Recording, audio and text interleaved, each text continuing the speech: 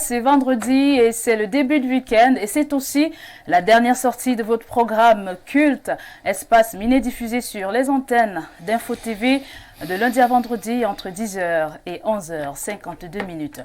Bonjour à tous et à toutes, c'est toujours un plaisir lorsque je vous retrouve justement lorsqu'il est 10h sur nos antennes. C'est votre programme Espace Miné qui commence à l'instant. Espace Miné est cet espace où les démineurs déminent l'espace. Et ce matin, ils vont encore déminer cet espace. Aujourd'hui, nous parlerons de la dépigmentation et de ses conséquences sur la peau. Installez-vous bien, chers téléspectateurs. Déjà que pour nous, vous êtes des téléspectateurs privilégiés. Et merci, j'en profite d'ailleurs pour vous dire merci de nous regarder tous les matins car votre fidélité nous honore effectivement. Je disais donc, installez-vous bien chez vous car c'est parti pour 1h52 minutes d'échange, de débat, mais aussi d'interaction avec vous. Laissez-moi également vous dire que vous aurez naturellement droit, comme de coutume, à la revue de la presse qui ce matin nous sera donnée par Théophile Vianibia qui nous revient fièrement. Il y a la dénonciation du jour qui est une affaire de Bernardo Basson, notre invité permanent. Et voilà qui est dit. Laissez-moi donc vous présenter ceux-là qui partageront le plateau avec nous pendant ces 1h52 minutes. Je vais commencer par Ibrahim Yichie, oui, qui est le DP, le directeur de publication de La Voix des Jeunes. Bonjour et bienvenue et merci de nous honorer de votre présence ce matin. Merci, bonjour. C'est toujours un plaisir de répondre par un oui à l'invitation des confrères. J'espère que ma présence ici va permettre à vos téléspectateurs d'être outillés sur un certain nombre de points qui seront abordés à l'occasion de cette émission. Surtout sur la dépigmentation qui reste quand même une question très actuelle. Bien évidemment. Ok, merci beaucoup. Merci pour votre entrée en matière. Je vais recevoir en face de vous notre invité permanent, Bernardo Basson, l'homme de la dénonciation. Bonjour et bienvenue. Bonjour Olivier Bossal, bonjour aux copanélistes, bonjour à tous ceux qui nous reçoivent chez eux le matin. C'est toujours, je vais le dire, un plaisir renouvelé pour moi d'être là. Aujourd'hui, j'ai mieux la forme qu'hier. Vous allez bien? Oui, je vais toujours bien d'ailleurs. Okay. Quel que soit ce qui arrive, je vais bien. Alors aujourd'hui, nous sommes le 30 du mois de juin. C'est la journée mondiale. Alors déjà, c'est l'anniversaire de mon fils, Enzo. Il a 1 an de plus aujourd'hui. Okay. Je lui souhaite happy birthday. Et aujourd'hui, on célèbre la journée internationale des astéroïdes. Ouais, les astéroïdes. Ce sont ces éléments minéraux qui créent toujours beaucoup de débats lorsqu'on les aperçoit, lorsqu'ils apparaissent. On a l'impression que ce sont des pierres. Ça existe vraiment. J'ai toujours l'impression que ce sont des fables. Bon, ça reste une impression de votre part, mais on a quand même des traces assez marquantes. On a vu, on a touché, on a examiné en profondeur ces minéraux. Justement, j'hésite à dire pierre parce que c'est vrai, la pierre entre dans le règne minéral, mais on n'arrive pas à déterminer avec exactitude quelle est la composition profonde des astéroïdes. Vous voyez, donc on les assimile à des pierres, parfois à des cailloux gigantesques, parfois à des produits très particuliers qui seraient lancés sur la Terre par Dieu lorsqu'il serait mécontent. Il y a plusieurs théories qui s'affaissent autour de cette réalité-là, mais quoi qu'il en soit, aujourd'hui a été une journée pensée pour réfléchir autour des météorites, des astéroïdes, et comment est-ce qu'on devrait les utiliser pour un meilleur vivre au quotidien. Merci Bernardo Basson. En tout cas, nous aimons vous avoir sur le plateau, très en santé. Merci d'être là ce matin une fois encore. Juste en face de vous, je vais accueillir Pierre Birou-Niemek, le sage des sages, celui qui nous rend populaire sur TikTok. Bonjour et bienvenue. Bonjour Olivier Bossal, bonjour à votre panel. Bonjour à nos millions de téléspectateurs à travers la planète. Je suis heureux d'être là ce vendredi. Matin, oui. Week-end. Le week-end s'annonce, ça va faire fort. Mais ça, c'est un thème jeune là. C'est bien. Ça va dire que vous allez beaucoup bouger ce week-end. Ça va faire fort. Ok, d'accord. Bon, en attendant l'attente de votre Fouka le week-end, donnez-nous d'abord la citation du matin. La citation du jour, la voici. Si un carnassier met une muselière, il a l'aspect d'un herbivore. Si un carnassier met une muselière, il a l'aspect d'un herbivore. Il faut d'abord dire aux gens ce que c'est qu'un carnassier. Un carnassier. Parce qu'un carnassier n'est pas un carnivore quelconque. c'est celui qui tue lui-même ses proies avant de les manger. Alors, si vous rencontrez un carnassier avec une muselière, la muselière, c'est ce que vous voyez souvent là, au niveau de la bouche des gros chiens et tout ça, qui empêche qu'ils ne mordent.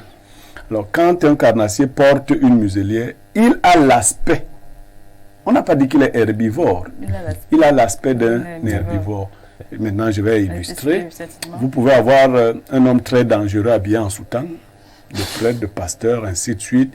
Vous pouvez avoir des gens extrêmement dangereux qui ont des aspects très doux. Il faut faire très attention à l'aspect. Si un carnassier met une muselière, il a l'aspect d'un herbivore. Merci beaucoup. Hortense Goy, comment vous avez entendu la citation de Pierre Birou-Niémé, n'est-ce pas? Elle vous met en alerte. Bon, déjà, bonjour Naturellement. Bonjour à vos millions de téléspectateurs. Un bonjour particulier à toute la communauté Piwil. Vraiment, c'est un plaisir, ça a toujours été un plaisir pour moi de me retrouver avec vous. Mais bon, s'il faut revenir sur la citation de mon père, je pense, moi, bon, je l'appelle généralement mon père parce que pour moi, il est comme quelqu'un qui est très sage, quelqu'un qui connaît beaucoup de choses. Et c'est toujours un plaisir pour moi d'apprendre à s'écouter. Lorsque je partage un panel avec lui, pour moi, c'est vraiment un grand plaisir. Aujourd'hui, il faut que je précise qu'aujourd'hui, vous n'intervenez pas sur le plateau comme en tant que femme politique. Oui. En tant que... j'interviens en tant que promotrice de la marque Piwil, donc disons propriété de l'entreprise et de l'établissement Hortensia et Fils. Et promotrice de la marque Piwil, nous faisons dans les produits d'entretien et aussi les produits cosmétiques. Ok, justement, produits cosmétiques qui nous intéressent ce matin parce que on revient justement sur la dépigmentation et ses conséquences sur la peau. Et vous nous serez d'une très grande utilité. Quand j'ai dit cela, je prends mon premier coup de pinceau. Hortense. Je l'espère bien. Merci beaucoup. Un peu fait désirer ce matin l'homme de la revue de la presse, Théophile Vianibia. Bonjour et bienvenue. Merci, bonjour Olivia Bossal, bonjour au panel, bonjour également aux téléspectateurs que je retrouve fièrement ce matin. C'est toujours un plaisir d'être là. Bonjour aux téléspectatrices qui sont en train de préparer le petit déjeuner pour les enfants en ce moment parce que c'est la période des vacances. Elles sont de plus en plus motivées sur le plan culinaire. Donc bonjour à ces téléspectatrices qui sont au four et au moulin depuis pratiquement 5 heures du matin pour faire plaisir aux enfants. Merci beaucoup à vous Théophile Vianibia. Lorsque vous nous apparaissez tous les matins, c'est pour nous donner la quintessence des journaux. Alors, que disent les journaux ce matin? Les journaux qui sont disponibles en kiosque Olivia s'intéressent à plusieurs actualités, notamment sur le plan sportif, sur le plan politique, sur le plan économique et même sur le plan de l'éducation. Et nous ouvrons cette revue de presse avec le bi-hebdomadaire La Météo de Dieudonné Mvang qui nous amène donc du côté du port autonome des Kribi avec de l'eau potable annoncée donc du côté du port autonome des Kribi. Kribi de l'eau potable au port autonome, le protocole d'accord signé ce 29 juin dans la cité balnéaire de la région du Sud entre le directeur général de la Camwater, Blaise Moussa, et celui du port autonome des Kribi, Patrice Melom, définit le cadre de coopération entre les deux entreprises sur le service d'approvisionnement et assainissement liquide dans la zone portuaire. On en parle et on revient donc sur les enjeux de ce protocole d'accord en page 3 du journal La Météo. Et si on retrouvait Info Matin de Dieudonné Mvang parle de soins hospitaliers vers un partenariat FECAFOOT Polyclinique Saint-Christophe. Visitons ce 29 juin à Yaoundé le centre hospitalier de référence sur invitation du promoteur Joël Kouemo, conseiller du Premier ministre centrafricain en matière d'investissement. Le président de la Fédération camerounaise de football, Samuel Eto'o, a pu voir et toucher du doigt l'équipement de dernière génération dont dispose l'édifice privé. On en parle ce matin et on revient donc sur ce un partenariat entre la Fédération camerounaise de football et la Polyclinique Saint-Christophe qui pointe à l'horizon. Nécrologie. Professeur Bipoum Woum n'est plus l'enseignant de droit, membre du Conseil constitutionnel et ancien ministre de la Culture, est décédé ce 28 juin à Istanbul en Turquie à 82 ans des suites de maladie. Le journal présente donc la vie et le parcours de l'homme en page 4. Mutation parle également de cette actualité triste. Nécrologie. Bipoum Woum range sa toge juge. C'est ce que nous dit le journal à mutation qui en grande une s'intéresse à l'Assemblée nationale avec ses questions-réponses sur le manuel scolaire. Interrogé par le député Jean-Michel Ninche,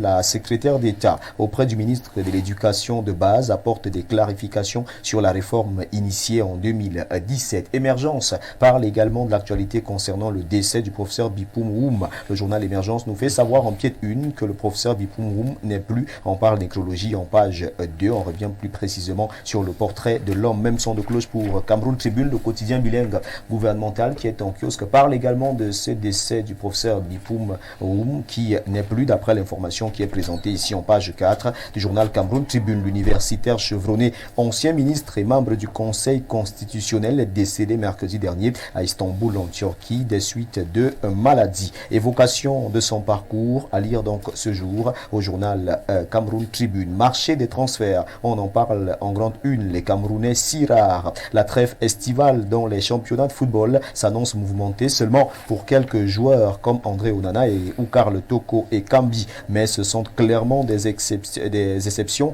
dans le contexte où les footballeurs camerounais, cadres de l'équipe nationale ou talents des championnats locaux, ne font pas courir les grands clubs. Le journal Cameroun Tribune qui est en kiosque revient donc également sur cette actualité et on parle de la page 28 à la page 29. Le messager de feu Pius Njawe qui est en kiosque parle football et s'intéresse à l'affaire Samuel Eto'o-Fils. 1xBet, UMS de Loum parie sur l'éthique. Devenu l'ambassadeur du géant des paris sportifs 1xBet, le président de la Fédération camerounaise de football fait l'objet d'une plainte déposée auprès de la commission d'éthique de l'instance pour conflit d'intérêts. En page 11, on en parle et on revient donc sur cette actualité. Coupe de la Confédération africaine de football, Bamboutos hors jeu. C'est ce que nous dit le journal Le Messager qui a donc pu faire le constat ce matin et qui en parle en pied une. La nouvelle expression parle de cette licence de la CAF. Bamboutos victime des représailles de la FECAFOOT. En page 5, le journal revient sur cette actualité. Les responsables de Bamboutos de Mbouda ne décolèrent pas après la décision de la commission en charge de l'octroi des licences au club de la Fédération camerounaise de football de refuser à leur club la licence de la Confédération africaine de football. Restons en sport avec le journal Le Jour d'Aman Mana. Football professionnel, des arbitres entendus sur des matchs truqués. Une enquête est ouverte par la commission centrale des arbitres en vue d'assainir le secteur des hommes en noir. Le journal en parle et revient donc sur cette affaire. En page 9, classement FIFA, le Cameroun perd une place. C'est ce que nous dit le journal Le Jour qui présente plus clairement ce classement. En page 9, on parle Boko Haram qui enlève donc 13 personnes du côté de Mordas. Les assaillants de cette secte islamique ont kidnappé des femmes, des hommes et des enfants dans la nuit du 28 au 29 juin dans ce village situé à la frontière Cameroun-Tchad. L'info à chaud nous amène du côté du quartier Mélène à Yaoundé, plus précisément au lieu dit mini-ferme, vente du piment. Fermé. C'est la une du journal L'Info à chaud qui nous fait savoir qu'une décision impopulaire, entre guillemets, du sous-préfet de Yaoundé 6 ferme les bars au lieu dit mini-ferme, coin chaud de la capitale politique du Cameroun où la prostitution règne. En page 3, on revient donc sur cette décision du sous-préfet de Yaoundé 6 avec le journal L'Info à chaud. Parlons nomination des fils et filles du terroir. Du côté de la Mofou et à Famba, on revient donc sur ces mobilisations observées avec ces giga-meetings de remerciements organisés du côté de la Mofou à Famba. Le journal Le Soir de Feu Armand Bianda en parle ce matin en pied une pour parler de l'état des routes. Allons du côté de la nationale numéro 5, 1251 dégradations traitées sur un linéaire de près de 50 km. Le journal Le Soir présente donc ce traitement en pied une du journal ce matin. La Voix des jeunes s'intéresse à la Mofou et à Konon. C'est bel et bien dans la région du centre avec la Kojema qui prône l'excellence jeune. Après quelques années d'interruption en raison de la pandémie de la Covid-19, le président de la coordination des jeunes et des élites de la Mefou et à Konon, en abrégé Kojemac, Robert Brice Elandi, annonce la tenue de la 5e édition des journées d'excellence scolaire les 11 et 12 août 2023. Ce sera bel et bien du côté de Ngoumou. Crypto-monnaie liée plus mal, Global TV, Wanted, cet homme est très dangereux. C'est l'actualité qui est à lire en grande une du journal L'Activateur qui présente Émile Parfait Sim qui serait en cavale car traqué au Cameroun, aux États-Unis, au Canada et bientôt en France France après la grande escroquerie nationale sur un produit crypto-actif transformé en crypto-monnaie. On parle également de cette actualité ce matin dans ce journal. On revient sur la fête de la Tabaski, la fête du mouton qui s'est donc célébrée mercredi dernier. En page 4, le journal revient sur la mobilisation observée sur le plan national. Mouradabanga Kousseri, les du Sahel, on parle en grande une, près de 200 milliards pour réhabiliter le tronçon routier. Le journal revient donc sur ce tronçon routier en page 3. La Damawa pleure son collégion. Le colonel Jean-Pierre Kagombe en page 2. Le journal Les du Sahel présente également cette actualité triste. Le médiateur info parle également du colonel Jean-Pierre Kagombe. Vie et mort d'un pandore aguerri. On en parle en page 3. Centre médical de Tonga. Et la lumière fut, s'exclame le journal Le Médiateur Info. Nous refermons cette revue de presse avec le quotidien de Jules Brice Ngaba qui parle planning familial pour tous. Le Cameroun s'engage. La vulgarisation de l'usage des moyens de contraception moderne chez les jeunes et adolescents et leur accès aux services de planification familiale sont des préoccupations majeures du gouvernement. Enseignement primaire, le Cameroun compte près de 5 millions d'élèves. Selon l'annuaire statistique du ministère de l'Éducation de base sur l'année 2021-2022, l'ensemble des établissements scolaires du pays avait accueilli un total de 4 944 290 élèves. Ces statistiques sont présenté ce matin au journal Le Quotidien de Jules Brice Ngaba qui nous permet donc de refermer cette revue de presse. Voilà, mesdames, messieurs, c'était donc la revue de presse qui s'est achevée, la revue de presse Acte 2 sur Info TV. Je vous remercie de votre aimable attention et toutes nos excuses pour cette coupure brusque. Ça ne dépend pas de notre volonté. Vous savez, lorsque cette agence de distribution d'énergie électrique dicte sa loi, à des moments on oublie de se plier, même si ça nous cause beaucoup de tort. Donc merci d'être toujours avec nous. Merci, c'était la revue de presse et nous vous invitons massivement à vous rendre dans les kiosques pour trouver un journal au prix de 400 francs CFA pour que vive la presse camerounaise. Merci Olivia. Merci à vous Théophile Vianibia pour cette brillante présentation de la revue de la presse ce matin.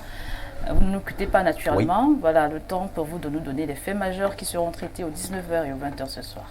Aux 19h et aux 20h ce soir, on va parler du projet PAEPIS, le projet d'approvisionnement en eau potable de la ville de Yaoundé. Le ministre de l'eau et de l'énergie effectue une visite du côté de la Sanaga pour essayer de voir l'état d'avancement des travaux. Donc il est très important qu'on revienne là-dessus parce que le problème d'alimentation en eau potable dans la ville de Yaoundé est un véritable problème. Donc on va en parler ce soir et on va évaluer ici le niveau du projet, l'état d'avancement du projet avec bel et bien cette visite. Nos équipes sont sur le terrain pour essayer de voir à quel niveau se situe le projet. On va également revenir sur la période des vacances avec le panier de la ménagère pour essayer de voir comment est-ce que les ménagères gèrent leur panier en cette période. Vous savez que la consommation double à la maison, elle triple peut-être en fonction des vacanciers que nous avons à la maison. Donc les femmes ont fort à faire. On va donc s'approcher de ces femmes pour essayer de toucher du doigt quelles sont leurs nouvelles responsabilités, leurs réalités. Eh bien, il y a un autre sujet également qui nous intéresse. On va parler du port des chevalières et même la commercialisation de ces chevalières. Nous avons beaucoup de personnes aujourd'hui qui se lancent dans le port des chevalières sans pour autant connaître la nature de ces objets. Donc on va en parler ce matin, on va s'intéresser à la commercialisation, on va jeter également un regard au niveau de la fabrication et maintenant on va chuter avec le port de ces chevalières. Sur quel doigt mettre une chevalière, à quel moment même mettre une chevalière. Donc on va en parler aux 19h et aux 20h ce soir. Ça semble un peu banal, mais il est très important d'éduquer les citoyens sur le port des chevalières. Mais je ne vois pas de chevalière sur votre Oui, je n'en mets pas. TVB. Je n'en mets pas. C'est à des raisons personnelles. D'accord. Oui. Merci beaucoup Théophile Vianibia. On va se dire, on va prendre rendez-vous lundi 10h. Oui, mais avant de vous dire au revoir, je rappelle que vous êtes rédacteur en chef à la rédaction centrale d'Info Télévision. Oui. À lundi 10h. À lundi 10h, Olivia Bossal, très bonne suite d'émission à vous, à votre panel ainsi qu'à vos fidèles téléspectateurs. Avec le même plaisir. On va poursuivre avec l'émission et il y a quelques-unes qui ont retenu mon attention. Je vais tout naturellement, à tout seigneur, tout honneur, prendre cette une du journal Info Matin qui titre « Vers un partenariat FECAFOOT Polyclinique Saint-Christophe de Vogala ». Pierre Bironimek, votre analyse. C'est un constat. Un constat qui est fait. Pour ceux qui ont visité les réseaux sociaux, le président de la FECAFOOT était hier à la Polyclinique Saint-Christophe. C'est une plus-value pour la Polyclinique Saint-Christophe. Vous savez que nous en parlons constamment ici. Faut-il dire que le président de la FECAFOOT suit souvent Espace Minier et a compris que la polyclinique Saint-Christophe faisait du bon boulot du côté de Mvogada. C'est une bonne chose. C'est deux personnalités. Le promoteur de la polyclinique que je connais particulièrement est quelqu'un de très sérieux. Je suis donc à peu près convaincu qu'il va contaminer son frère Eto dans le sérieux. Dans le sérieux, merci beaucoup. On va aussi revenir avec vous, avant de passer la parole à quelqu'un d'autre, sur cette une de Cameroun Tribune et aussi d'émergence qui reviennent sur le professeur Bipouhoum, l'universitaire qui n'est plus. Oui, je regrette que depuis hier, la mémoire ne me soit pas revenue très rapidement et je présente toutes mes excuses à la grande communauté universitaire, à la grande communauté Bassa Batimpo, parce que c'est de ça qu'il s'agit. Vous voyez, vous l'appelez Bipoun Voum, W, c'est pas son nom, malheureusement. C'est l'histoire du Cameroun qui s'écrit de la manière la plus triste souvent. Le monsieur décédé s'appelait à l'origine Bipouhoum. Bipouhoum, Joseph Marie. Et comme à l'époque on interdisait le nom de Ruben Oumniobe, tous ceux qui avaient devaient trouver un subterfuge pour enlever ou pour transformer. On avait donc mis un W devant son nom pour que cela donne Bipoun Voum. Voum n'existe pas chez nous, c'est un bassa. C'est Bipouhoum Joseph Marie qui est décédé en Turquie il y a 2 jours de cela. On peut lui rendre hommage ici à juste titre pour tous les services rendus d'abord à la communauté universitaire. C'était un professeur, il était professeur émérite, ça veut dire qu'il avait déjà pris sa retraite universitaire. Mais pour ceux qui ont fait droit, il était plutôt très aimé des étudiants pour sa maîtrise de l'enseignement et des arcanes du droit. Il a également été ministre au Cameroun. Il a occupé 2 ministères, mais je retiens surtout son passage au ministère des Sports et de l'Éducation physique, c'est comme ça que ça s'appelait à l'époque. Il a conduit les Lions Indomptables à quelques rencontres.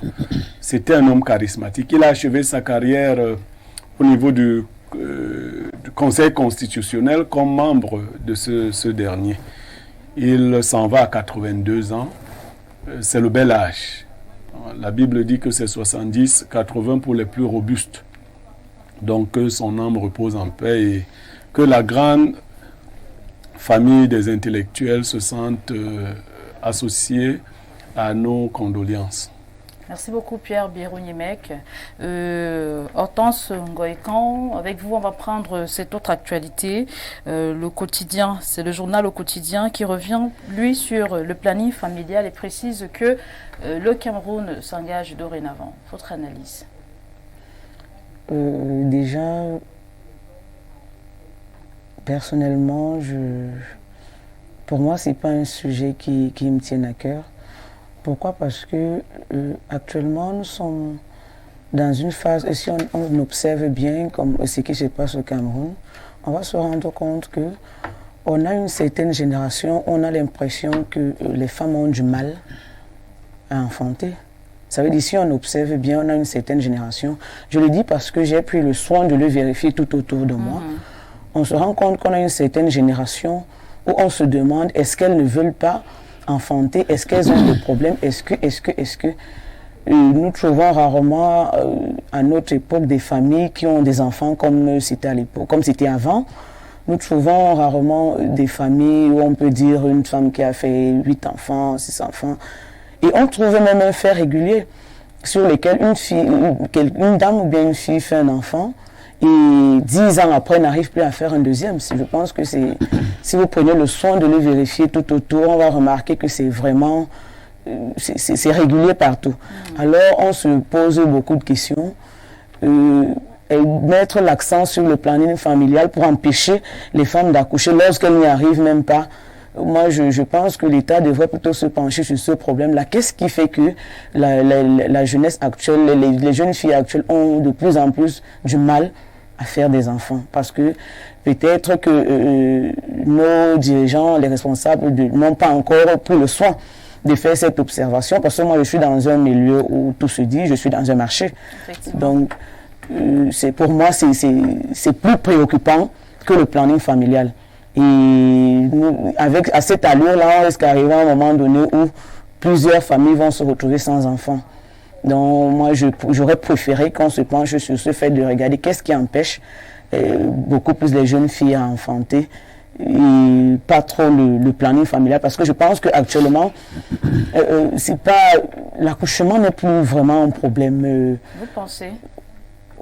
Je pense dans la grande majorité, parce que si on part regarder dans les grandes villes actuellement au Cameroun, on se rend compte que les enfants, par exemple, qui errent les rues, ne sortent pas généralement de ces grandes villes. Donc, pour moi, le planning familial, il faut qu'on l'utilise beaucoup plus dans des villages qui sont vraiment reculés, là où des femmes ne maîtrisent pas, bon, en fait, ne prennent peut-être pas le temps, bien ne maîtrisent pas, le grand nombre de femmes ne maîtrisent pas cela. Mais tel que nous connaissons le Cameroun, lorsqu'on va lancer un projet comme celui-là, ça va se limiter à Yaoundé et à Douala, et nous ne sommes pas sûrs que les personnes qui en ont vraiment besoin en bénéficieront. Merci beaucoup pour votre analyse. Je vais maintenant introduire Ibrahim Isheu. Tout à l'heure, on l'a vu on a vu votre journal, justement à la revue de la presse. Voilà, vous revenez sur la Mefoué Akono, la Cogemak, qui prône l'excellence jeune. Je crois que c'est votre journal, La Voix des Jeunes, qui en parlait ce matin. Oui, justement, nous avons titré la Mefoué Akono, le Cogemak, qui prône justement l'excellence jeune. En effet, cette association de jeunesse du département de la Mefoué Akono s'apprête à organiser la 5e édition des journées de l'excellence scolaire. Et nous avons été marqués par cette actualité parce que déjà son caractère inclusif nous a vraiment fascinés. Vous voyez, dans notre pays, nous avons régulièrement affaire à ce type de cérémonies d'excellence qui parfois sont retournées vers les natifs ou alors les enfants autochtones d'une localité. Pourtant ici, il s'agit d'une cérémonie d'excellence qui est plutôt inclusive, qui prend en considération tous les enfants, indépendamment de leurs origines, qui sont scolarisés dans ce département de la région du centre. Et donc, seul le critère, seule la méritocratie, seule l'excellence sera le critère qui va permettre aux enfants de bénéficier. Ça veut dire quoi? Ça veut dire concrètement que vous soyez du nord, du sud, de l'est ou de l'ouest, si vous êtes apprenant, si vous êtes scolarisé dans l'un des 36 établissements d'enseignement secondaire de la Mefoué Akono et que vous êtes parmi les meilleurs étudiants de ce département du pays, vous allez donc bénéficier de la bourse scolaire de l'association Cogemak. Et cette bourse est très importante parce que le kit, d'après ce qui en ressort de la conférence de presse organisée en prélude de ces journées-là, sont vraiment considérables dans un contexte de paupérisation où nous savons que plusieurs apprenants parfois arrivent à ne pas aller à l'école, arrivent à laisser des études parce que n'ayant pas des moyens de payer la scolarité, parce que n'ayant pas le matériel didactique adéquat pour pouvoir aller à l'école et être parmi les meilleurs. Et donc, cette initiative va donc réduire les disparités entre les enfants. Cette initiative va permettre donc à tous les enfants d'aller à l'école l'année prochaine, surtout les méritants, d'aller à l'école avec le nécessaire pour pouvoir encore briller l'année suivante. Merci. Donc, en gros, je voudrais ajouter vraiment, je voudrais féliciter les initiateurs de ce projet qui, ma foi, m'ont beaucoup touché par le caractère inclusif du projet. C'est la première fois que je vois ça au Cameroun. D'habitude, on fait des cérémonies de récompense des enfants originaires d'une localité. Mais ici, on essaie de remercier, de récompenser, d'encourager les enfants provenant de tout le pays qui sont scolarisés dans le département. Et franchement, c'est encouragé, c'est à saluer. Une initiative à encourager. Pierre Biero, vous souhaitez ajouter quelque chose? Comme enseignant, je suis un peu étonné. On fait souvent des dons dans les établissements en tenant compte de l'origine tribale des enfants comme critère. Aucun établissement n'accepterait cette façon de fonctionner. Pourtant, oui, bien évidemment, en fait, il ne s'agit pas des dons dans les établissements. Il s'agit d'une activité extrascolaire, parce que déjà, ça se déroule à marge. Bernardo, non, ça ne peut pas se tenir, parce que le principe de l'établissement, c'est d'éviter la stigmatisation. Tout à fait. D'une part. Mais bon, je ne suis pas en train de faire un don, donc je dois féliciter ceux qui font les dons, je vous félicite. Sauf que je vais commenter une petite chose. Quand on dit qu'on va réduire les disparités, je parle encore en tant qu'enseignant, c'est difficile de penser, de prendre pour critère le mérite. Une fois qu'on prend pour critère le mérite, on risque de donner à ceux qui ont déjà. Parce que pour bien étudier, il faut avoir le matériel. Vous voyez, il faut peut-être discuter.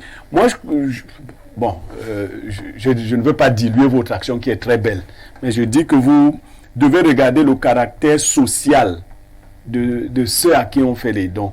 C'est-à-dire qu'il faut que les dons aillent vers les couches défavorisées. Parce qu'il y a une corrélation entre les résultats d'un élève et son statut social. De sorte que si quelqu'un pauvre s'en sort, ce n'est pas très souvent le cas. C'est-à-dire qu'un élève qui n'a pas les livres, ainsi de suite. Donc j'ajoute comme ça. Hein.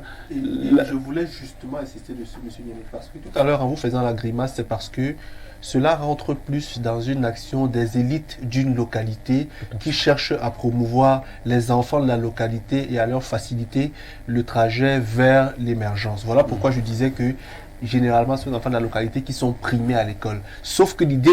Ils ne sont pas primés à l'école. Si vous faites ça dans votre localité, vous les amenez dans une association. Vous ne pouvez pas, dans un établissement, dire que nous sommes venus primer les gens de notre tribu. Vous savez, on ne s'est pas compris. Ah oui, donc... Je suis en train de dire que généralement, dans les villages, les élites de la localité organisent des cérémonies dans lesquelles on prime les enfants qui sont originaires de la localité afin de manifester notre contentement de leur parcours. Je suis tout à fait d'accord, mais c'est une activité extrascolaire. Je confesse bien sûr. En fait, je dis, on ne s'est pas compris. Je ne mélangeais pas ça avec l'école. Mais aussi, je voulais bien dire que tenir compte du mérite déjà est trop subjectif à mon sens. Premièrement, parce que tout le monde n'est pas destiné à avoir un parcours brillant académiquement parlant. Ça ne fait pas de ceux qui n'ont pas ce parcours-là des cancres ou des cons. 2, il y a des orphelins. Il y a des personnes qui sont malades, qui sont handicapées, des malvoyants. Pour moi, c'est peut-être vers eux qu'on devrait davantage se fixer plutôt que ceux qui ont peut-être 15 on pourrait nous dire que nous organisons nos propres dons. Non, justement. En fait, je ne dilue pas leur action. Nous allons organiser nos propres actions. On fera pour nous et on vous invitera pour que vous veniez voir. Ok, d'accord. Déjà, j'aimerais préciser qu'il ne s'agit pas d'une action qui me concerne en premier plan. Moi, je suis journaliste, nous avons juste fait une couverture.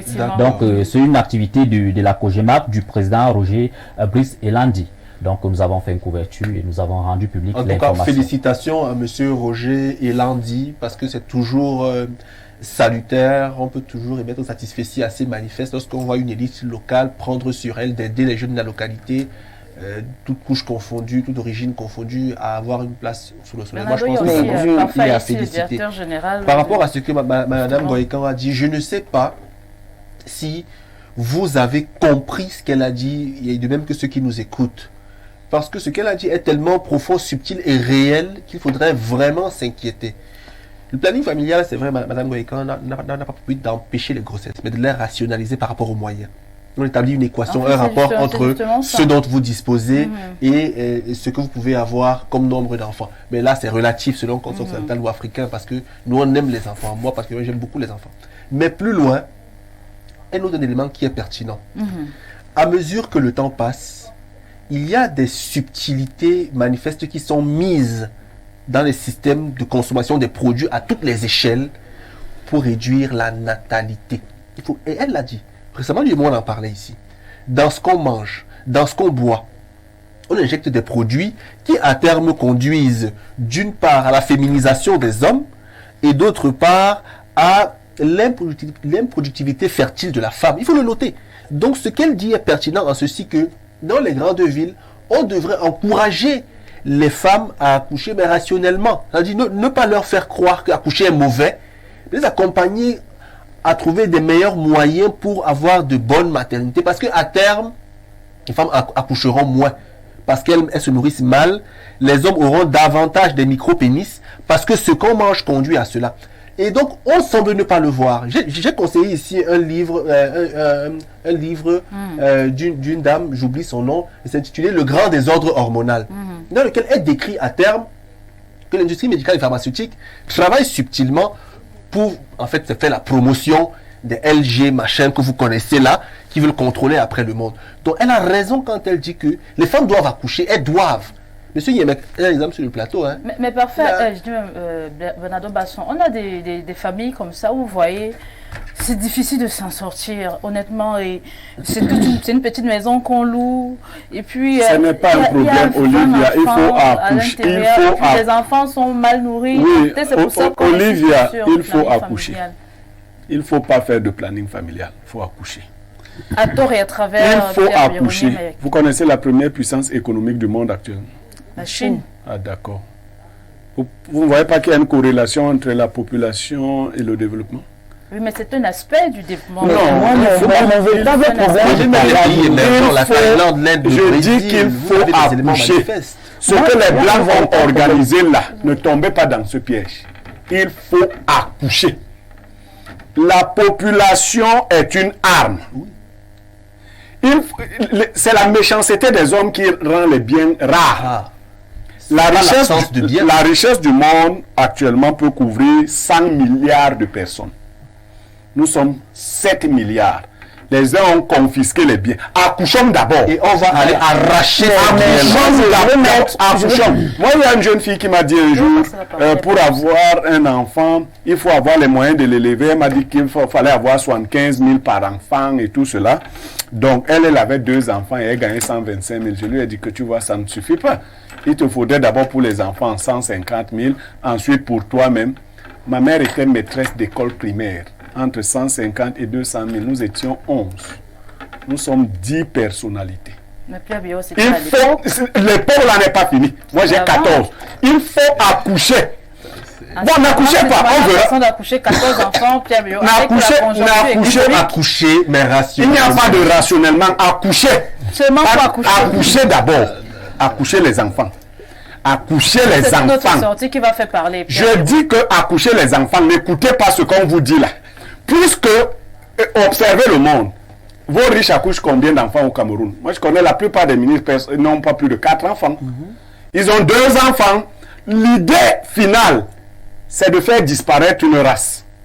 C'est ça l'idée finale. Avec tout ce que Bernardo a décrit là. Alors, si on a déjà ces problèmes des OGM qu'on met dans nos produits pour réduire notre fertilité et autres, si on a les LGBT qui veulent déjà prendre le monde entier, si on se met aussi à ne pas accoucher parce qu'on ne sait pas comment les enfants vont grandir, je dis qu'il faut accoucher.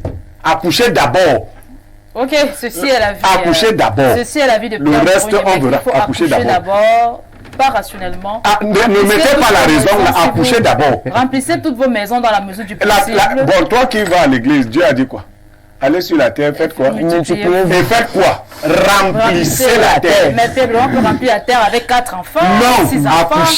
Accouchez. Avec le contexte actuel. Il n'y a pas de contexte. Ils veulent nous faire réfléchir comme eux. Ils veulent nous faire réfléchir comme eux. D'ailleurs, moi, je ne m'arrête pas encore. Voilà, Pierre Bio, lui, ne s'arrête pas. Il en a 14. Il va ajouter peut-être, en fait, il va construire l'Afrique. Accouchons. Sauf que, Olivia, il faut quand même prendre le bon dans ce que M. Niemek dit. Et le bon, c'est que il faut féconder. Mais je vous dis, la grosse question ici, c'est qu'il ne faut pas féconder pour que les enfants misèrent après. Olivia. Il y a une variable, M. Niemek. Je refuse de tomber dans votre piège dans lequel vous êtes déjà tombé.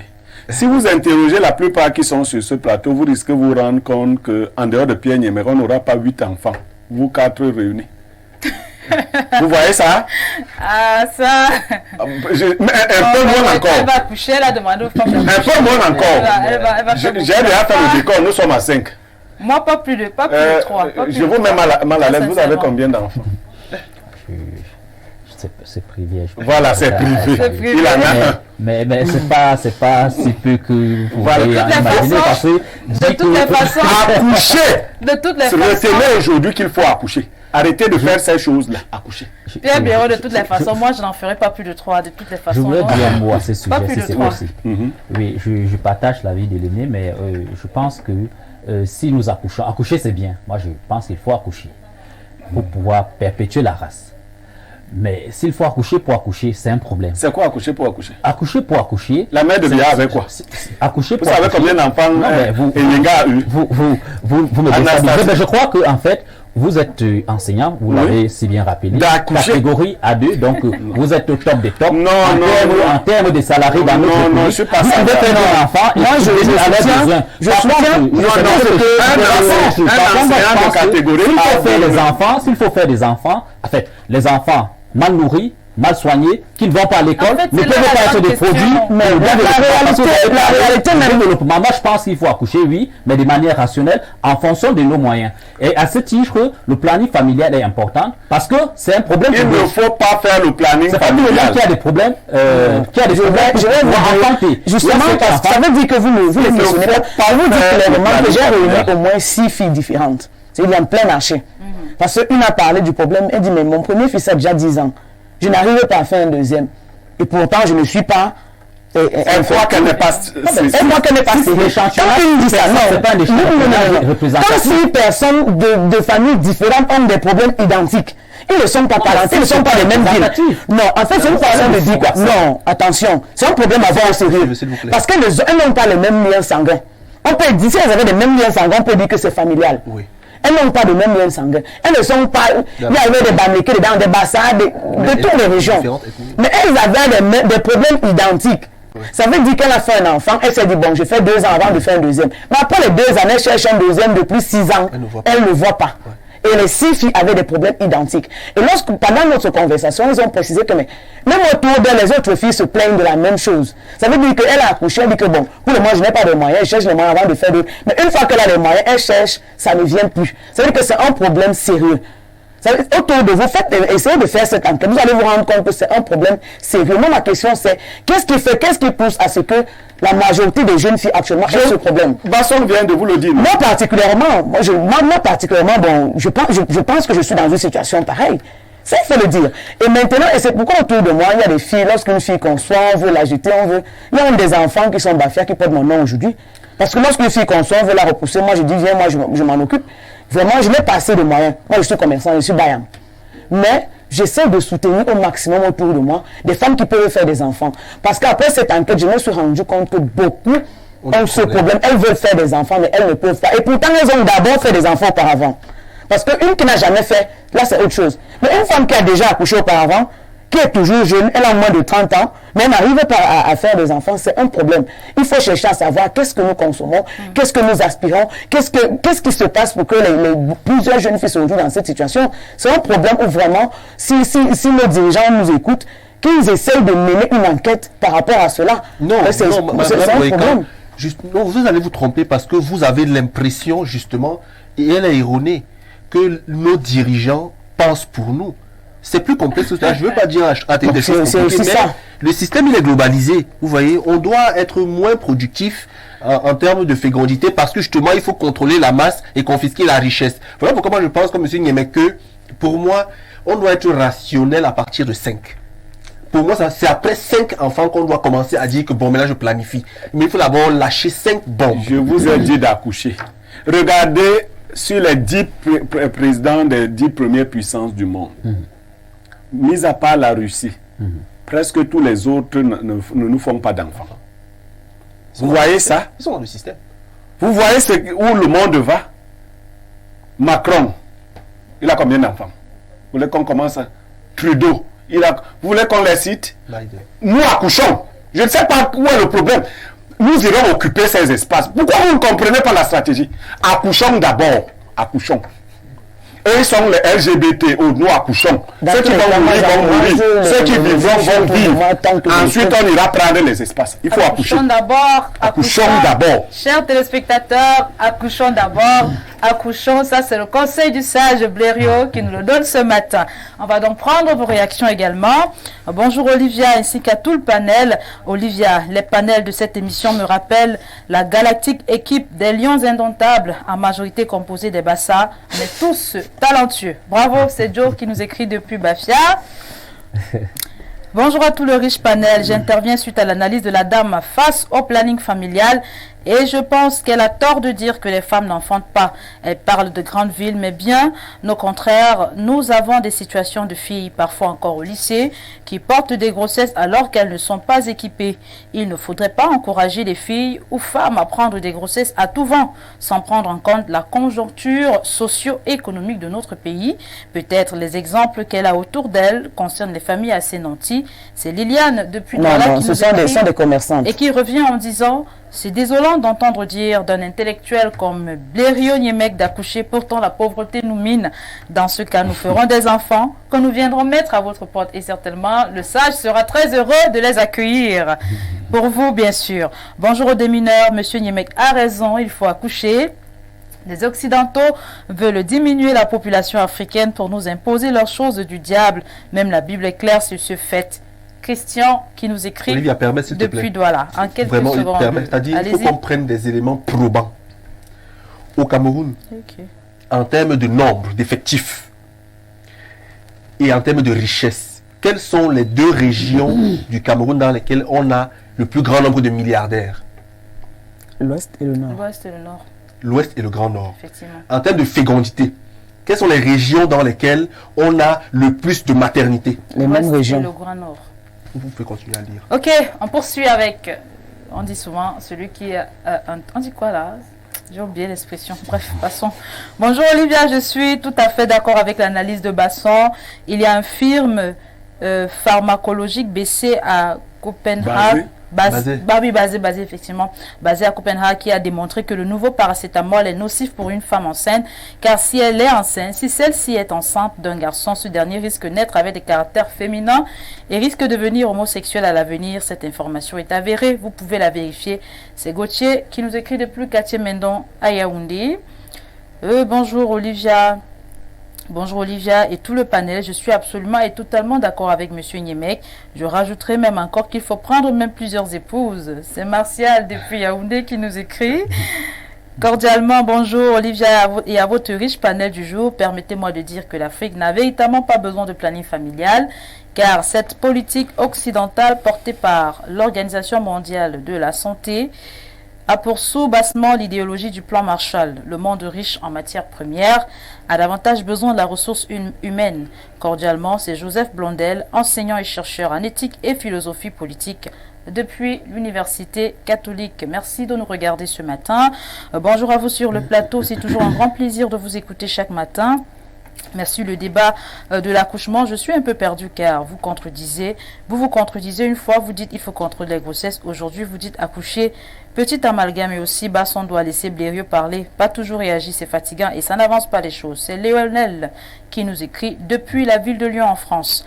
Bonjour le plateau, le planning familial est pratiqué dans tous les pays. Mon frère Pierre Blériot me surprend intellectuel et sage de son état. Pierre Noanac qui nous écrit depuis Ezeka. Bonjour à tout le panel. Monsieur Niemek a raison de dire qu'il faut faire des enfants, surtout dans le cadre du mariage. Les parents vont s'en occuper. Bonjour à vous sur le plateau de Info TV. Moi c'est Mireille, je regarde l'émission Espace Miné depuis Mimboman. Oui, pour revenir à la question de la fécondité, moi mon point de vue est qu'il ne faut pas accoucher parce qu'il faut faire les enfants, mais en fonction de ses moyens. Bonjour le panel, vous êtes tous beaux autant que vous soyez. Un bonjour particulier à ma soeur en orange. Je voudrais parler du planning familial. Il ne faudrait pas qu'on tombe dans le piège des Occidentaux de vouloir réduire à tout prix et à tous les prix notre population parce qu'ils ont l'espoir de s'accaparer de notre continent. L'Afrique est sous-peuplée contrairement aux autres continents. Qu'on nous laisse les histoires de planning familial. Si ces gens veulent trop le bien des Africains, qu'il nous aide à maîtriser la technologie en créant des écoles. C'est Scott qui nous écrit depuis la Damawa et c'est sur ce message de Scott que je vais prendre mon deuxième. C'est très convivial sur le plateau. Nous vous revenons fièrement. Je prends encore ces derniers avis avant d'entrer dans la thématique du jour. Bonjour les démineurs, à mon avis, c'est le père. Pendant 9 ans, si le père pendant 9 ans ne parle pas à son fils, ce n'est pas la solution. Il doit trouver un dialogue entre le fils et le père pour mieux connaître la personnalité de son fils et lui donner les conseils de vie sur l'alcool. La mère, quant à elle, doit expliquer au fils le pourquoi des réactions de son père envers lui afin de permettre au fils d'avoir un bon aperçu de l'impact de ses agissements. Voilà qui est dit. On va donc entrer dans la thématique du jour et aujourd'hui, on revient sur la dépigmentation et ses conséquences sur la santé. Vous avez des femmes qui se livrent à cette activité, puis elles ont des doigts brûlés, le visage brûlé. Au quartier, on dit elles deviennent Fanta Coca et puis le pire, c'est lorsqu'elles elles chopent un cancer de la peau. Voilà donc le décor est planté. Je vais commencer avec vous, Hortense Ngoïkan. Vous êtes la femme du plateau et puis aussi votre expertise nous sera d'une grande utilité, je l'ai dit, et je vais vous demander d'entame, qu'est-ce qui peut pousser une femme à se dépigmenter? Le complexe. La majorité de femmes qui se dépigmentent et se sentent complexées parce que lorsqu'on marche dehors, on a tendance à dire ce sont les taxis jaunes qui passent et beaucoup de filles préfèrent changer de teint pour plaire aux hommes, mais ce qui n'est pas normal. Pourquoi? Parce que au Cameroun, on se dit que pour être belle, il faut être brune, mais c'est faux. C'est faux, pourquoi? Parce que depuis que je suis entrée dans le monde de la cosmétique, j'ai compris qu'on peut maintenir son teint, le rendre beau et être belle. Pourquoi je le dis? Parce que généralement les filles qui ont un teint, qu'on appelle communément teint noir, se disent qu'elles ne sont pas belles, elles ne brillent pas, mais c'est très faux. Le véritable problème, c'est que toute peau s'entretient. Ça veut dire une femme peut avoir sa peau noire, elle entretient, elle est tellement belle qu'une femme qui est brune, lorsqu'elle la rencontre, elle dit mais j'aurais préféré être comme elle. Justement parce que fait les femmes noires, très bien entretenues. C'est ça le véritable problème. Et je vais préciser que jusqu'à présent, la marque Piwil ne fait pas des produits blanchissants. Parce qu'il y a une différence entre éclaircissant et blanchissant. Maintenant, comment expliquer cela? Quelle est la différence déjà? La différence entre éclaircissant et blanchissant. La différence entre l'éclaircissant et blanchissant, parce que ça veut dire, elle est au niveau où l'éclaircissant, par exemple, moi je suis naturellement clair de peau. Effectivement. Mais lorsque vous me voyez, vous ne pouvez jamais savoir que je suis bayam, comme on appelle au quartier, ça veut dire que je suis sous le soleil, du matin au soir. Je maintiens mon même teint clair, je ne noircis pas, je n'éclaircis pas. Okay, en fait, je ne blanchis pas. D'accord. C'est ça, lorsqu'on parle d'un lait éclaircissant, c'est justement un lait pour des personnes de teint clair. Qui ne veulent pas perdre leur teint. Ça veut dire que dans mon lait particulièrement, on va trouver certains produits qu'on trouve beaucoup plus dans les fruits, qui protègent ma peau et qui font que généralement le soleil ne m'affecte pas, je ne noircis pas, j'ai toujours un teint. D'ailleurs, dans la majorité des cas, les gens auront du mal à croire que je suis bayam, comme on le dit, parce que moi je suis commerçante au marché sauce précisément. Mais je pense que vous, même si je ne vous le dis pas, vous ne pouvez jamais le croire à regarder ma peau. Non, du tout. Oui, justement parce que... On a quelques images de décapage là à l'antenne. Allez-y, c'est juste pour vous relancer. Hein. Oui. Et ça, c'est lorsque on agresse la peau en disant on veut, vulgairement dit, on veut éclaircir la peau. Mais un teint clair, je pense que le teint clair, c'est naturel. Mais maintenant, il faut savoir entretenir son teint. Premièrement, bien se laver. Parce qu'il y a ce problème aussi. Des femmes qui se lavent, comme on dit souvent, comme la peau, ça veut dire se verse de l'eau comme si elle ne prend pas le temps. Utiliser généralement des gants qui permettent à ce que la saleté puisse bien s'incruster. Comment vous pouvez trouver une femme qui se lave avec ses mains? Ça veut dire elle met du savon, c'est pas se laver. Ça déjà, il faut le savoir. Utiliser des produits généralement qui nous protègent lorsque nous sommes au soleil, qu'on soit de teint clair ou de teint noir. Je vais m'accentuer beaucoup plus sur le teint noir. Il y a beaucoup de femmes qui sont, par exemple, qui sont clairs, qui disent, moi, je ne veux pas m'éclaircir, je vais utiliser les laits hydratants pour maintenir mon teint. Après, il utilise un lait hydratant, il devient noir. Et après, il commence à chercher des raccourcis avec des produits décapants pour récupérer son teint. Et pourtant, tout ça, pourquoi? Parce que l'Africain, le Camerounais en particulier, est complexé. Beaucoup de nos sœurs aiment, j'utilise un lait importé. J'utilise le lait de telle marque. Mais elle ne prend pas le soin de regarder que le lait de la marque là est fait pour quel climat, pour quel pays. Parce que nous sommes en Afrique. L'Afrique, ça chauffe. C'est pas là où on fait ce lait importé, où c'est presque glacé. Mais comment pensez-vous que vous pouvez utiliser un lait qui a été produit pour la peau de quelqu'un qui vit en France, mais vous êtes au Cameroun, vous voulez ressembler à la personne qui vit en France? Et lorsque ça ne donne pas, on se retrouve en train de chercher des raccourcis en utilisant des produits qui ont de l'hydroquinone. Et nous particulièrement, nous faisons des produits où, que tu sois clair ou noir, tu utilises ce produit, tu ne noircis pas, tu n'éclaircis pas. Mais justement, pourquoi? Parce qu'on a pris le soin d'utiliser des produits qui sont adaptés à notre climat. Ça veut dire des produits qui sont utilisés lorsqu'on est sous le soleil. Et du coup, la personne ne perd pas son temps. Mais maintenant, les conséquences viennent à quel moment? On va arriver aux bon, conséquences. D'accord. Je vous propose de vous relancer. On a ces petits, je vais dire quoi, ces petits écarts. Vous allez rencontrer des femmes qui disent que non, moi je fais le vrai ginseng. Moi je fais le fond ginseng. Bon, le vrai ginseng, c'est celui qui, je sais pas, qui rend la peau uniforme. Vous ne voyez pas les quintos, comme on dit, etc. Oui. Et d'autres, le fond ginseng, c'est le ginseng qu'on a vu à la télé. Je ne sais pas si le réalo peut nous afficher l'image à l'écran. Vous voyez, ce ginseng, voilà. Et ce fond ginseng, c'est le ginseng, quand on dit les leçons de 500. Est-ce que vous pensez que, pour vous, un ginseng n'égale pas un ginseng, Hortense Ngoïka? Un ginseng n'égale pas ginseng. Dans quel sens? Dans le sens où, lorsque vous voyez des conséquences comme ce qu'on a vu, c'est justement parce que quelqu'un veut se décaper, mais en même temps, elle n'a pas des moyens adéquats, elle ne vit pas dans un climat adéquat, mais elle veut se décaper. Je le dis pourquoi? Parce que dans des produits qui changent la couleur de peau, comme on peut le dire, il y a des produits très doux. Et leur travail, c'est du genre, ils n'affectent pas la mélanine directement dans le sang. Ça veut dire que leur problème, c'est d'empêcher que la teinte que produit la mélanine s'affiche sur la peau. Et eux, ils n'agressent pas la peau généralement. Ça veut dire que quelqu'un peut l'utiliser, elle éclaircit, elle arrête de même, noircir très normalement, il n'y a pas d'inconvénient.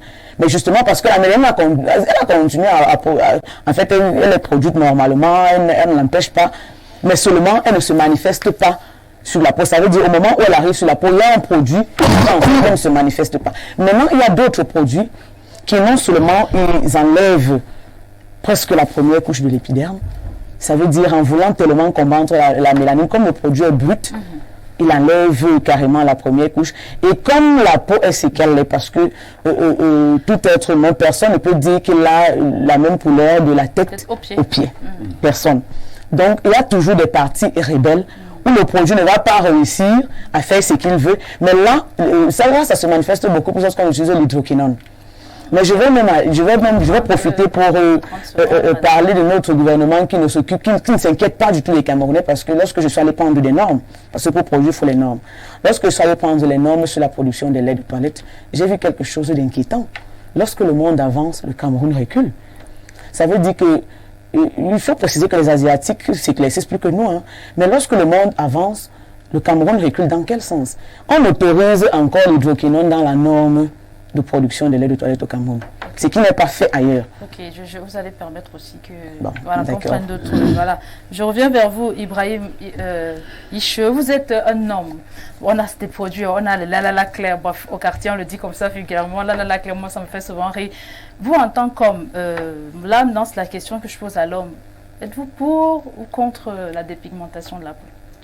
Je suis clairement contre la dépigmentation de la peau. Je pense que les hommes comme les femmes devraient accepter leur couleur de peau et œuvrer pour pouvoir plutôt, comment je vais dire, maintenir cette teinture-là.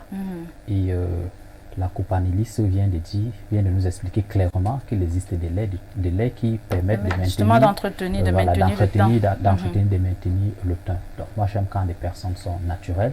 Maintenant, pour chuter, bien vrai que votre question ne tournait pas, ne portait pas sur cette thématique. Allez-y. Elle a chuté en disant que notre gouvernement autorise même cela. Vous savez, lorsque quelque chose n'est pas bien, nous tous au fond, même des femmes qui se décapent savent que c'est pas bien. C'est pas bien pour leur santé, c'est pas bien parce qu'elles dénient leur essence. Lorsque quelque chose n'est pas bien, il faut formellement l'interdire. L'homosexualité, par exemple, est interdite au Cameroun. Mais le phénomène du Jansan n'est pas interdit. Et ce qui n'est pas interdit est autorisé. Ce qui n'est pas interdit est encouragé. Il n'y a pas une disposition réglementaire qui dit que si tu changes de couleur de peau, tu seras par exemple puni. Donc c'est accepté. Maintenant, lorsque quelque chose est accepté, on doit avoir la tolérance d'accepter aussi que certains vont l'adopter, d'autres pas. Mais personnellement, je suis contre cette pratique parce que c'est simplement la manifestation d'une frustration exagérée, mais aussi c'est quelque chose qui est nocif pour notre santé. Merci beaucoup à vous, Ibrahim, pour votre intervention. Bernardo Basson, vous allez voir des filles, elles sont prêtes à tout pour devenir claires. J'ai déjà vu des femmes qui, c'est-à-dire qu'elles se métamorphosent carrément et quittent d'un état, c'est-à-dire vous l'avez vu quand vous étiez peut-être il y a 2 ans et puis 3 ans après, quand vous la rencontrez, vous les fuyez, vous dites, hey, mais qu'est-ce qui n'a pas marché en fait?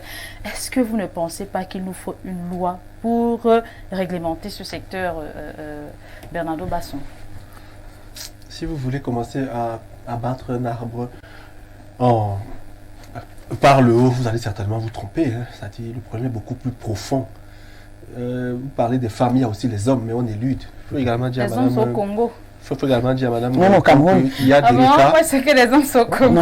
Il y a des cas de dépigmentation pour cause de maladie. Il ne faut pas aussi oublier cela. Oui, il y a des personnes qui ont des problèmes de peau et qui sont forcées de se dépigmenter pour faire partir certains problèmes de peau. Mais on élude ce cas-là également. Mais de façon pratique, le problème, c'est le vestige colonial qui reste. C'est-à-dire, pour l'homme noir encore, tout ce qui est blanc est meilleur, malheureusement. Et il a tort de penser comme ça, à mon sens, à mon humble sens. Donc, il n'y a que les femmes qui apparaissent plus claires pour certains hommes sont beaucoup plus belles. Et forcément, c'est un problème. Moi, j'ai souvent dit ici là que la femme qui me plaît physiquement, c'est Charlotte Dipanda. Vous voyez qu'elle n'est pas... Mais elle est mariée, c'est pas par mépris pour son mari, hein.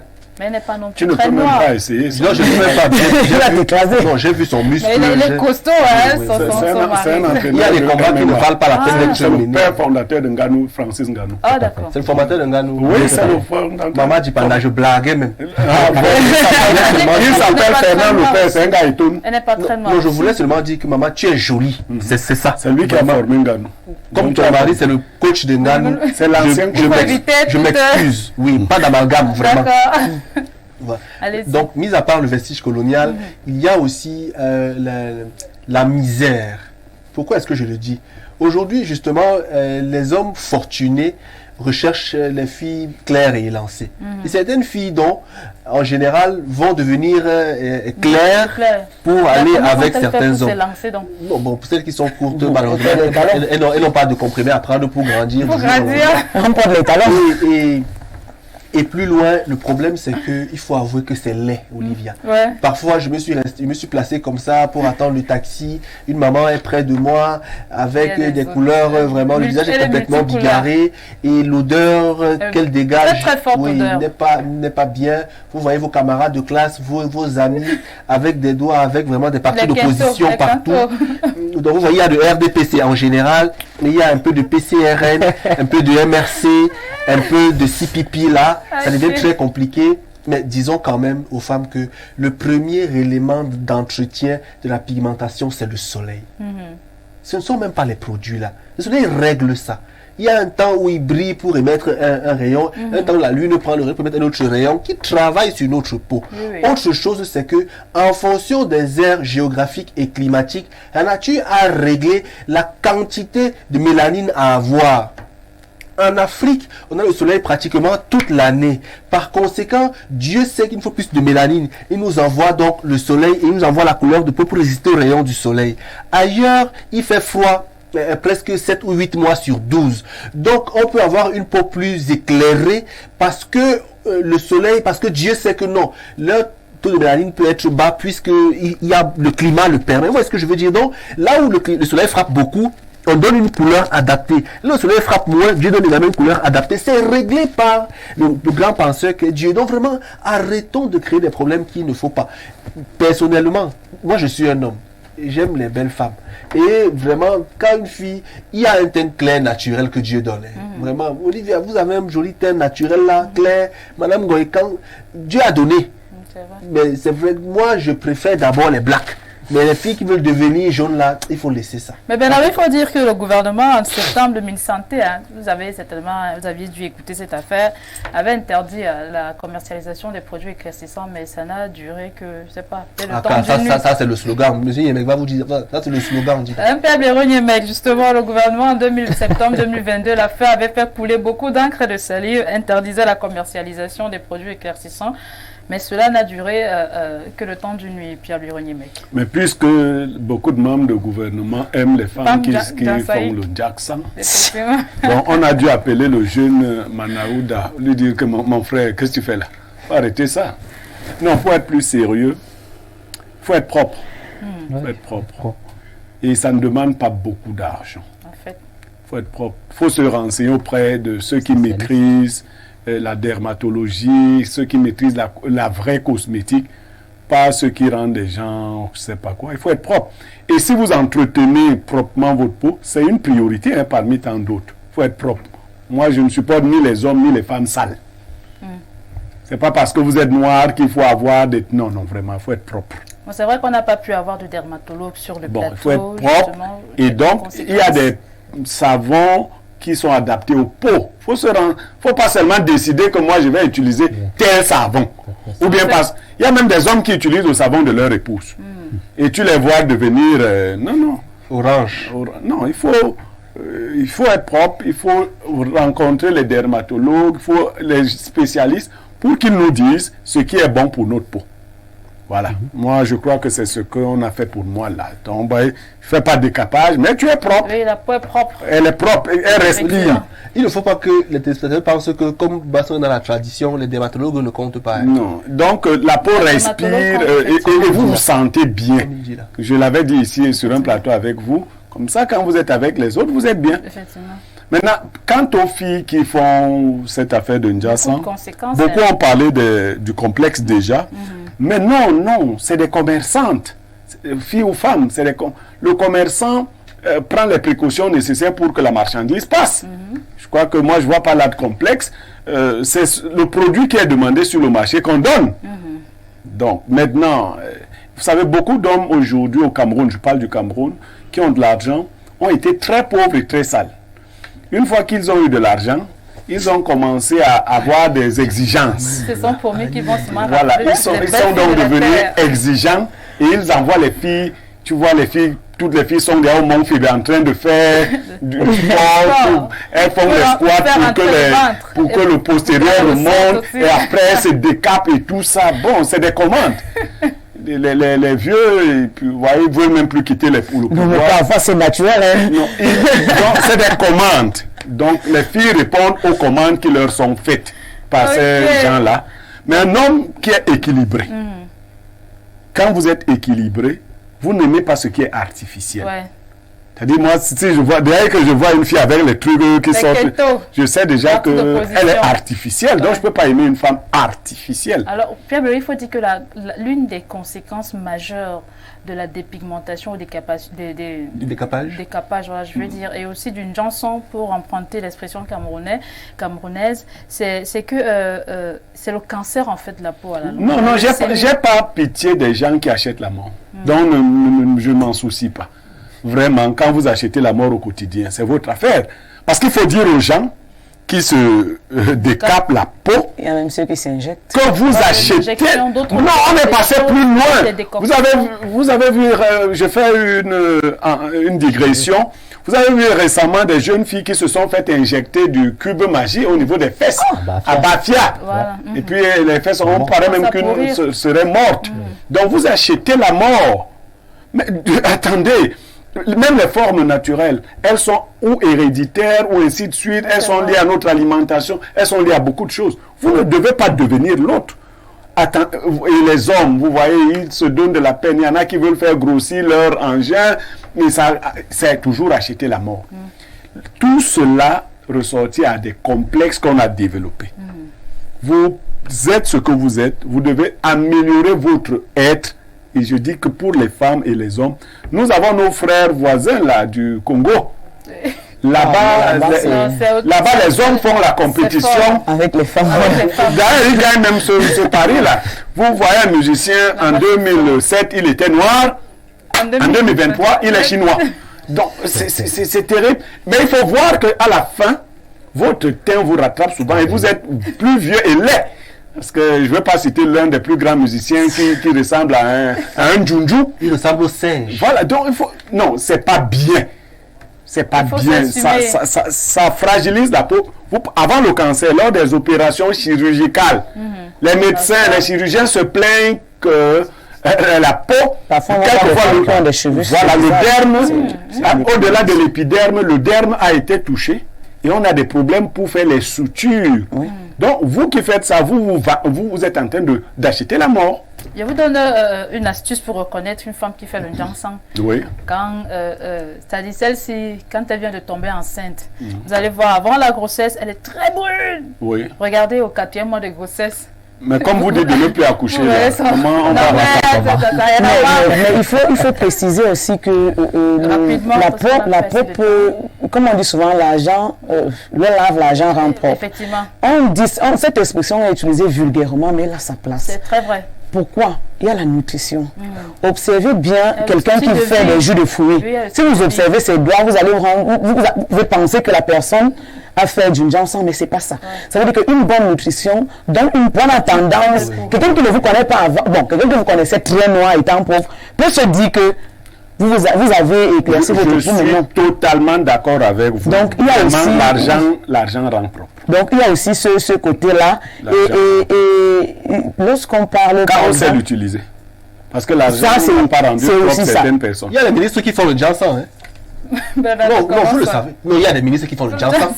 Tu l'as vu il y a quelques années. Non, en fait, les ministres camerounais qui font le Njansang, c'est qu'ils n'ont pas compris. Paul Biya est brun, beau et tout ça. Ils voulaient ressembler à Paul Biya. Et il ne ressemble à rien, pas à grand chose. Il y a des ministres, on en connaît. Ok, on prend ces quelques minutes de téléspectateurs. C'est vrai qu'il n'y a plus assez de temps.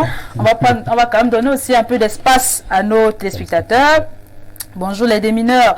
Olivia, que les femmes s'alimentent bien tout simplement. Manger équilibré, fruits et légumes. Ne jamais négliger les fruits et légumes au marché du Fundi. Olivia, c'est pas seulement pour les grandes dames. C'est très important que les femmes le comprennent. C'est Josiane depuis Oja qui nous écrit ce matin. Bonjour Olivia, c'est dommage que cette pratique se perpétue malgré les conséquences qui s'en suivent. Toutefois, les autorités de la santé doivent proscrire l'utilisation et la commercialisation des produits dépigmentants pour mieux cerner le sujet. Invité prochainement un dermatologue. C'est Laurent Bassi qui nous écrit depuis Colondom. Bonjour le panel, vous êtes les meilleurs sur la dépigmentation de la peau. C'est un problème culturel. Nous avons perdu le combat culturel. Est beau chez nous ce qui vient de l'Occident. La preuve, regardez notre définition du beau à travers les Miss. Il faut être décapé et occidentalisé. C'est Boglen David qui nous écrit depuis Douala. Hortense Goïcan, un petit conseil aux personnes qui nous regardent. Bon, en guise de mot de fin. Oui, ce que je peux donner comme conseil, c'est que entretenir sa peau naturellement est plus important qu'utiliser les produits dépigmentants. Utiliser aussi des produits made in Cameroun est aussi très important pour éviter certains dérapages et aussi prendre le soin de toujours lire la notice du produit qu'on utilise avant de l'utiliser. Ok, merci. Je vais prendre cet autre message. La thématique de ce jour, vraiment important d'en parler. Nos soeurs camerounais sont très complexées avec cette histoire de décapage. Où allons-nous, Seigneur? Est-ce qu'elles savent même les conséquences de cette pratique?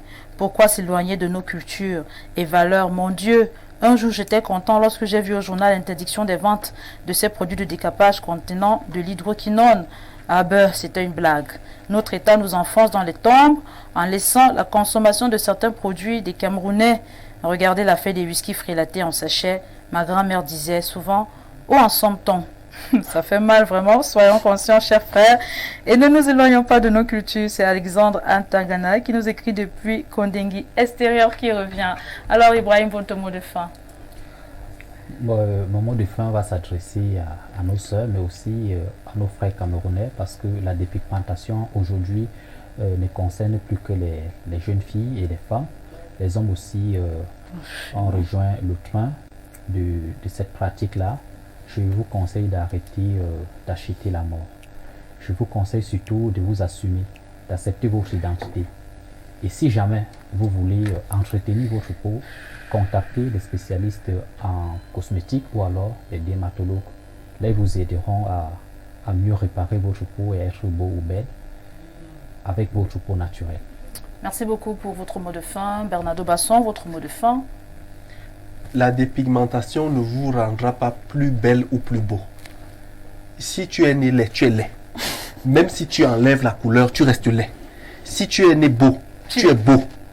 Avec la couleur qu'on t'a donnée. Entretiens juste un peu par ce que tu manges, en tenant compte du soleil, par ce que tu bois, selon comment tu te comportes au quotidien. Mais vraiment, ça n'ajoute pas la beauté ou la laideur à celui qui l'est déjà de manière principielle. Merci. Bonjour à vous les démineurs. La culture africaine est contraire à la limitation des naissances. Je salue vraiment la grandeur d'esprit de Bliero dans la mesure de ses analyses, toujours pertinentes, et la froideur amusante et sèche avec laquelle il aborde les thématiques de débat. Le père devrait déjà laisser cette affaire derrière lui. Ce temps de privation de dialogue entre les deux pères met suffisamment à l'enfant. Bon, ça, je crois que ça, c'est l'avis sur la dénonciation. Pierre Bironier-Mec, votre mot de fin? Il faut protéger certaines personnes contre elles-mêmes. Et c'est le rôle de l'État. Il ne faut plus laisser ces produits qui sont dangereux pour nos jeunes filles et quelques hommes aussi qui sont efféminisés. Parce que maintenant, vous savez, on peut aussi décider de changer de sexe selon les autres. C'est-à-dire, vous pouvez naître garçon et après vous devenez fille. Ce conseil ne concerne pas nos frères des deux Congos.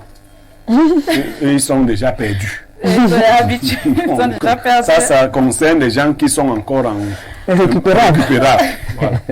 Merci Pierre Bironier-Mec. Bonjour Espace Miné. C'est très grave avec le Ndjangsan au Cameroun. Si tu entres dans le taxi avec une femme, peut-être vous l'avez dit Fanta Choco, elle dégage et nuit les Camerounais. C'est sur ce message que nous allons mettre un terme à votre émission. C'est la dernière sortie d'Espace Miné. Merci beaucoup, chers téléspectateurs, de nous avoir regardés. Merci à Ibrahim d'être passé, à Pierre Biero, à Hortense Goïkan et à Bernardo Basson également. On va prendre rendez-vous lundi, mais avant, je vous laisse en compagnie de nos programmes. 12h, c'est le JT bilingue. 13h, les Amazones. 17h, le Grand Soir. 19h, le journal en langue anglaise. 20h, c'est le journal en langue française. Et 22h30, c'est la rediffusion de votre programme. Moi, je vous donne naturellement le conseil de vie avant de partir. N'essayez pas de devenir un homme qui a du succès, mais essayez de devenir un homme qui a de la valeur. À lundi 10h.